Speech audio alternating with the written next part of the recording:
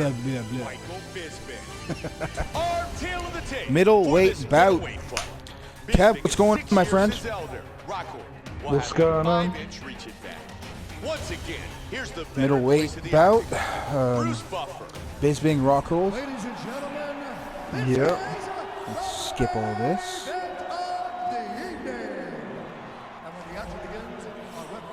Whoopsie daisy, I should have skipped. It's on my phone. I do apologize to those that are No worries. Let's get this going and let's. What you been up to, my friend? Tonight's main event is scheduled to Not a whole lot. I set up an online business. For those that don't know, where you sell Definitely things. check that out, ladies and gentlemen, for those who have not yet.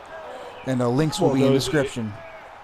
Or those in the UK at least. It's not worldwide yet, but let's just say I've had some success, some customers and that, you know, and we sell over 2,000 products. So I spend more my personal life as well as being a father, if people didn't know.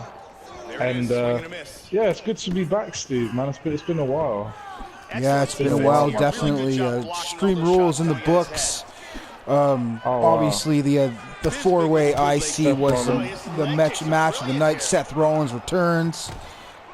Yeah, All in all, a Rollins great saved card. the pay-per-view, and that fatal four-way was just amazing. Phenomenal, Great matchup. I mean, I don't like Sami Zayn, but I can always respect the guy as wrestling 100%. He was looking for the head He's a good performer. Definitely. And I know why he's in the WWE. So even though I might not think much of him, you know, because I think, you know, his gimmick's a bit silly, you know, he skips to the ring. It's kind of like what Sheamus said about him. You know, he doesn't really have, you know, much to him other than his wrestling ability. Like, you know, he's kind of generic on the mic. He, I don't know, he's a likable person, but I don't understand his gimmick. Like, he's a Canadian that dresses like an Irishman or some Scottishman, skips to the ring to some ridiculous music. I don't get it. What do you think, Steve? I know he's a fellow countryman to you, being a Canadian. I mean, I don't know. When you think of Sami Zayn, what do you think of? Like, besides him being a terrific wrestler? Honestly, he being the former gimmick he had as El Generico, and ROH and that, yeah. Honestly, like, I'm glad he's not under them. I'm glad that the mask is off, and I loved him in NXT. Yeah. Him and Owens put on some great matches. Definitely more relevant in NXT than he was the main roster, but he's definitely good for spot matches, like, you know, ladder matches, you know, and he's obviously in the Money in the Bank. He beat Sheamus, so he'll definitely be great in that. Same with people like, well, Apollo Crews would have been good in that, but he didn't qualify, unfortunately. Yeah. Chris Jericho came out as victor. Was it me, Steve? Did you see a botch? Oh no, you've not seen more, but you'll see when you watch it that Apollo Crews tried to do something. It was like Jericho went for the lion saw, and what Apollo Crews tried to do was he tried to, you know, flip up as he does, you know, when he does the kick up. Oh, okay. Comes off his back, and he tried to go for his finisher whilst Jericho was in midair, completely botched it, and Jericho just landed on him with the lion saw. You know, so he literally tried to time it where he could get Jericho in midair and do his move, I guess, and that went to foul because obviously he wasn't as quick as he thought he was, and or maybe Jericho, you know, jumped too late or too early or something. Well, the thing is with Jericho, like, Jericho, he's the type of guy who doesn't botch too much, and yeah, he's a true professional, veteran, if you will. And I think Apollo is just he's very green, and he tried to put in too many spots at once and just got confused, I think. But like you said, I have not seen Raw, so I'll have to check this out. And another thing I want to say is I don't know what the deal is why we haven't seen him for so long, but since being in the ring for such a while, he seems to have lost his rhythm. Like, he was a lot more athletic, and he do things a lot more smoothly. So I don't know if nerves got the better of him tonight. You know, he just seemed like he was a bit off. you know, he wasn't doing what he usually does. He did a few good spots, you know, a few backflips, things like that as he does, but he doesn't. He didn't keep the match fast-paced and high-tempo, so to speak. Like it was very slow-paced in a way. It wasn't like how Apollo Crews would usually like wrestle, so to speak.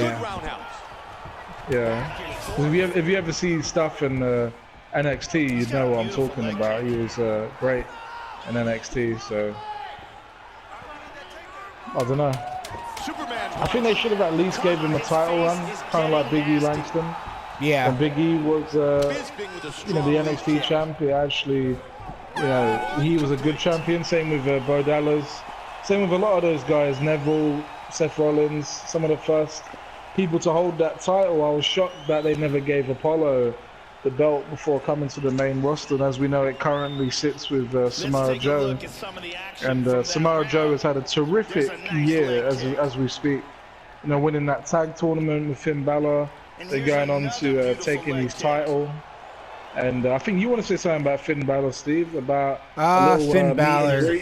Meet and greet tomorrow, today officially for those who watch it today.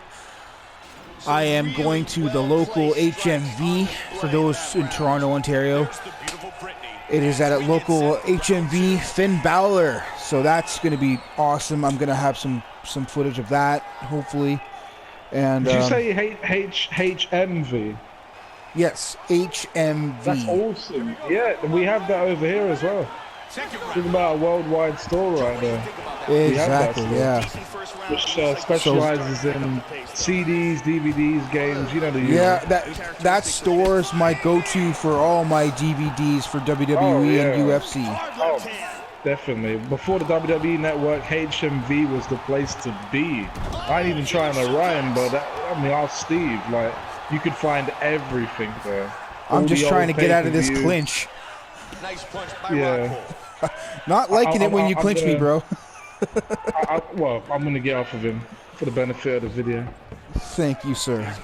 Back and forth battle. So yeah, getting back to what we were saying, like HMV, you could find everything in HMV, like from you know, all the pay-per-views to the best of Raw, you know, like, you know, all these different type of DVDs, you know, documentaries, you name it. And definitely. Yeah, it depends on obviously the size of the store, but the one I used to go to is massive. And this one that I'm heading to is a good size, 3 stories, and oh wow, wristbands in effect, so they cap it at 300 people.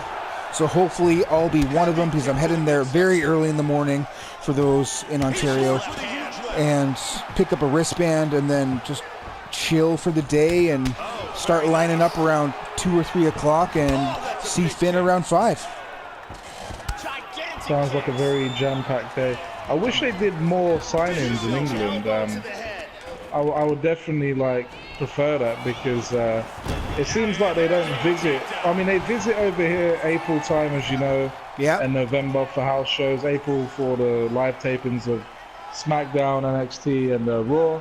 And about that, they might make the odd appearances, but recently, same again, you need those wristbands to get in. The last one I remember, if I remember straight, about a year ago or so, was Jack Swagger. At first I thought I could go there, you know, for free, whatever, but I had to enter a competition and I had no clue of this. I didn't end up going, but would I have liked to have seen Jack Swagger? Yes and no, because he's not one of my favorites, but he's still a WWE superstar. I'm sure Steve wouldn't mind, and you know, for me, I've got some merch of Jack, so I wouldn't mind seeing the guy. I'd probably get him to sign a DVD if I ever ended up meeting the guy. But as you know, the only wrestlers I've ever met, unfortunately, is The Miz and Kofi Kingston. Definitely a great experience for me. This was in 2010. You know, I was 18 at the time, and yeah, you know, Miz was WWE champion. Those are the good old days. So even though Miz is back on track now with his lovely wife Maurice, it's good to see him back on top again. Because he might not be WWE champion, but at least he's not jobbing anymore, and he's not a joke. He's actually got credibility because he's a champion, he came out the victor in that fantastic Fatal 4 match. Can't say enough match. good words about that match at Extreme Rules. 4-way IC belts, and it was just incredible. Yeah, and for Miz to come out the victor, I mean, that boosts his credibility that much more. So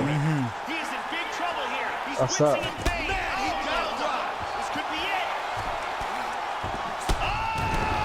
And there I go. Oh, wait. Still life in me. There's still life in him.